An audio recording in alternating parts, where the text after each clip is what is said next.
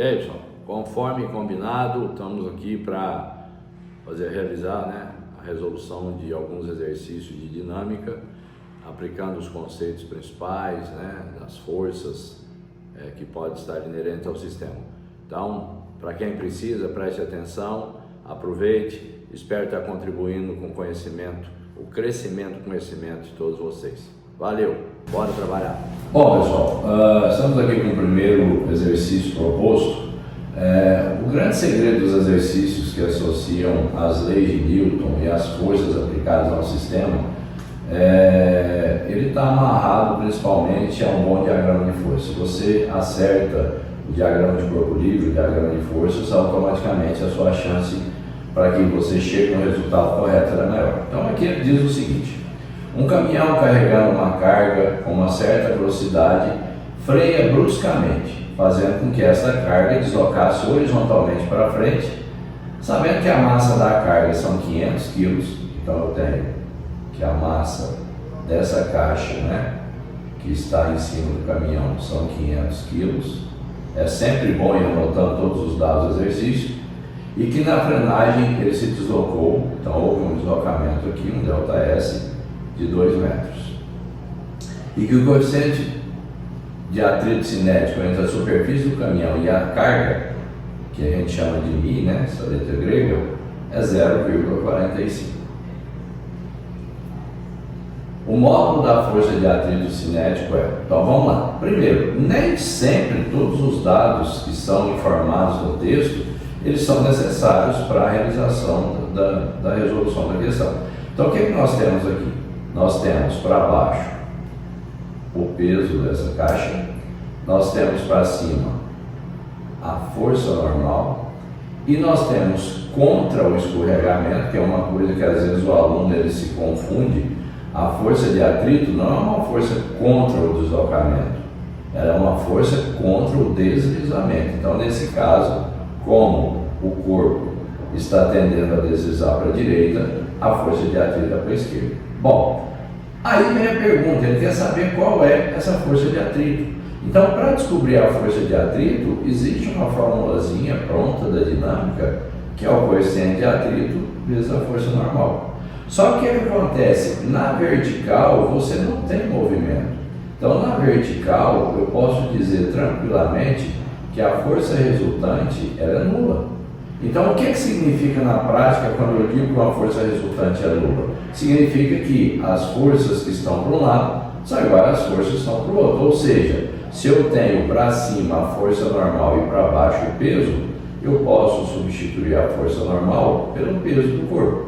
Mas o peso nós sabemos que é massa vezes gravidade. Então, acabou o exercício de física, agora é matemática, Eu tenho que o μ é 0,45, eu tenho que a massa dessa caixa são 500 e tenho que a gravidade, aqui eu não coloquei, é claro que você vai usar o que o texto disser, tá? Mas para nós aqui nós vamos estar usando 10. Então automaticamente a força de atrito vai dar um valor de 2.250 N. Ah, professor, mas e esse ΔS de 2 metros? Esse ΔS, para essa questão, ele não é necessário. Foi uma informação dada, mas que não é utilizada. Talvez seria utilizada se ele quisesse, por exemplo, descobrir qual seria a velocidade que o caminhão estava antes da frenagem, tá? Então, como perguntou só a força de atrito, basta esse tipo de resolução. Aqui eu entro com um exercício que trabalha a resultante centrípeta. Ele diz o seguinte: tem uma garota de massa 50 kg, então nós vamos marcar aqui que a massa da garota são 50 kg. Ela está brincando em um balanço constituído de um assento e de uma corda ideal, que tem suas extremidades presas nesse assento e outra em um saco de areia. O saco de areia, a massa é de 66 kg, que está apoiado em repouso sobre um piso horizontal. A corda passa por 2 roldanas ideais quer dizer que não tem perda de energia, por atrito, fixas no teto. Enquanto oscila, a garota percorre uma trajetória circular contida em um plano vertical, de modo que, ao passar pelo ponto A corda fica instantaneamente vertical. Desprezando a resistência do ar e a massa do assento, e considerando a gravidade 10 e as informações contidas na figura, a maior velocidade em metros por segundo com a qual a garota pode passar pelo ponto A sem o saco de areia, que o saco de areia perca contato com o Sol. Então, a primeira coisa, no saco de areia, quais são as forças atuantes dele? Eu tenho para baixo o peso do saco de areia, que eu vou chamar de PS. Eu tenho aqui uma corda, então tem uma força saindo, chamada de tração. E como esse saco de areia está encostado no chão, está comprimindo o chão, existe aqui uma força normal. Quando a menina passa pelo ponto A, eu tenho aqui a simulação de movimento circular. Nesse ponto A, a menina tem aqui, a garota, o peso dela e aqui a tração. Como é a mesma corda, é a mesma tração que está do lado do saco de areia, porque nós temos só polias fixas.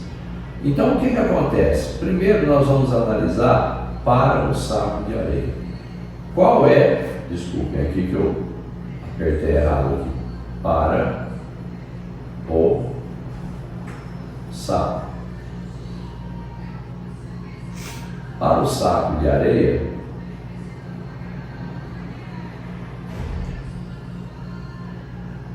o que vai acontecer? O saco de areia está parado, então eu posso falar que as forças que estão para cima, que é a atração mais a força normal, é igual à força que está para baixo, que é o peso do saco. Bom, o peso do saco de areia eu posso calcular como? É a massa dele vezes a gravidade, que vai dar 660 newton. Só que nesse caso, qual é o limite? Porque ele perguntou aqui, né? Qual que seria a velocidade, a maior velocidade que essa garota poderia passar? A maior velocidade é quando o saco praticamente não vai tocar o chão. Nesse momento, a força normal é zero e eu chego à conclusão que a tração na corda máxima, então, seria igual ao peso do saco, são 660 newton. Agora eu vou analisar a garota. Para a garota. Para a garota, como ela está no movimento circular, a gente sempre vai começar com a resultante centrípeta, que é mv² sobre r. Mas o que é a resultante centrípeta, pessoal? Ela é sempre no movimento circular, como se isso aqui fosse um movimento circular, ela é apenas curvilíneo, ela é toda a força que está para o centro dessa trajetória circular, menos quem está contra. Então, nesse caso, nós vamos ter que a força centrípeta é a força que está para o centro, que é a tração, menos quem está contra, que é o peso da garota. Então, aqui a física, ela encerra a sua participação e entra a matemática.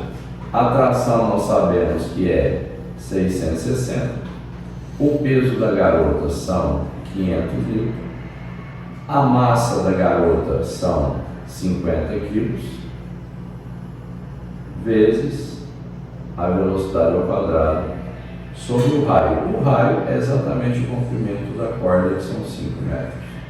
Então, quando eu faço 660 menos 500, são 160, 50 por 5 são 10, 160 por 10 são 16.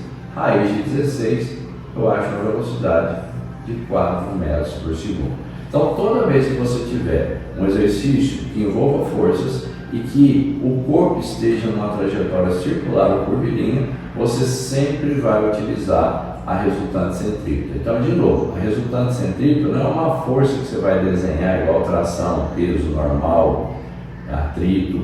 Ela é uma resultante das forças em todo o movimento circular ou curvilíneo. Nessa terceira questão, nós temos um trenó de neve é puxado por 8 cachorros, realizando um movimento retilíneo com velocidade constante. Então, a velocidade tem valor constante em uma estrada horizontal. Na figura abaixo, pode-se vê-lo de cima. Sobre o trenó estão um homem, carnes sobre... a visão aqui está ruim. Carnês sobre panos, né? Alguns troncos, árvore e uma caixa. O que está correto aqui? Eu tenho vários cachorros puxando em direções diferentes, então eu tenho cordas com ângulos diferentes, puxando esse trenó. Então ele pede para verificar o que aqui estaria correto. Então vamos lá, letra A. Sobre o trenó não existe força de atrito. Gente, se esse trenó está sendo puxado numa estrada, num asfalto, é claro que existe o atrito. Então se os cachorros estão aplicando uma força no trenó e este se move em condição normal de movimento, há atrito. Isso faz com que a letra A seja totalmente falsa. Segundo, todos os cachorros aplicam sobre o trenó forças de mesma intensidade? Não. Por quê? Porque se você observar, eu nem tenho como afirmar isso, porque, por exemplo, esse cachorro aqui, ó, ele puxa com um certo ângulo. Esse cachorro aqui, ele puxa com outro ângulo. E a gente sabe que quando eu tenho forças que não estão na direção de movimento, o valor da projeção, ela depende, né? Se eu tenho aqui, por exemplo, uma tração T e quero achar um TX, ele depende desse ângulo. Então, se para cada cachorro o ângulo da corda é diferente, as forças aplicadas provavelmente serão diferentes. Na letra C, a força normal sobre o trenó tem maior módulo do que a força peso do trenó. Quando eu desenho aqui de uma vista lateral esse trenó, o que eu tenho? Eu tenho para baixo o peso total e tenho para cima a força normal. Só que a força normal ela é igual ao peso total, mas esse peso total inclui o trenó, esse peso total inclui o homem que está ali e todos os objetos que se encontram. Então, na verdade, a força normal ela é a soma de todos os pesos e não só o peso do trenó. Então, com certeza, ela será uma força maior que o peso do trenó. Será uma força igual à soma do peso do trenó, do homem e de todos os objetos que estiverem dentro desse trenó. E para a gente finalizar, mais uma questãozinha interessante, que diz o seguinte: dois armários estão encostados um no outro. O primeiro armário, que ele chamou aqui de armário 1, tem uma massa de 40 quilos. E o segundo armário, que ele chamou de armário 2, tem uma massa de 30 quilos. Buscando mover os armários de uma única vez, foi aplicada uma força de 100. Então esse rapaz aqui, peguei essa figura, aplicou aqui uma força de 100 newtons. Qual a aceleração do conjunto e qual é a força aplicada pelo armário 1 no 2? Olha, quando você tiver uma situação de corpos em contato, como aqui, você pode fazer a separação dos corpos para fazer o diagrama de forças. Então eu venho aqui, o que eu tenho no armário 1? Eu tenho o peso dele, peso do 1, eu tenho aqui a força normal, eu tenho aqui a força de 100 newtons aplicada e tenho aqui uma força de contato que sempre entra no corpo. Força de contato, força de contato. Eu tenho aqui o peso do armário 2 e eu tenho aqui a força normal no armário 2. Então, a segunda lei de Newton nos diz o seguinte, que a força resultante que age no corpo é o produto da massa desse corpo por aceleração. Então eu vou fazer aqui, eu vou montar um sistema.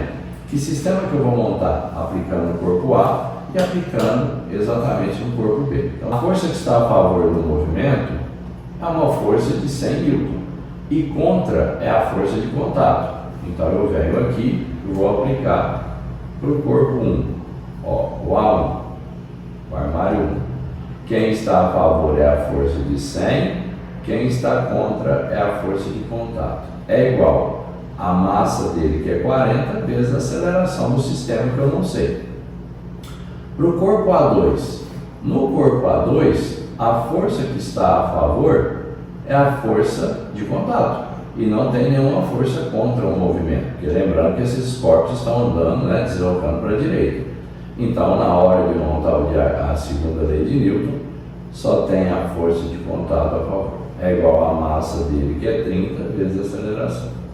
Quando eu fecho o sistema, eu posso cancelar aqui, então eu vou ter que 100 é igual a 70 vezes A.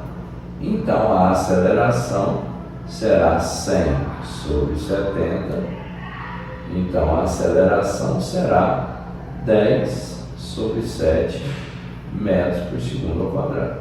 Alguns alunos gostam de deixar na forma de fração, outros fazem a conta, tanto faz. Agora, se eu quero a força de contato, eu posso pegar essa segunda fórmula aqui, ó. Força de contato é 30 vezes a aceleração. Então a força de contato será 30 vezes 10 sobre 7. Então essa força de contato será de 300 sobre 7 newtons. Então, se a gente volta aqui e verifica, o exercício teria exatamente isso: a aceleração aplicada sobre o sistema e automaticamente a força de contato. Então, volto a dizer, todas as vezes que você tem corpos em contato, você pode separar esses dois corpos para que você consiga apresentar de uma forma mais consistente as forças que estão aplicadas ao sistema, ok?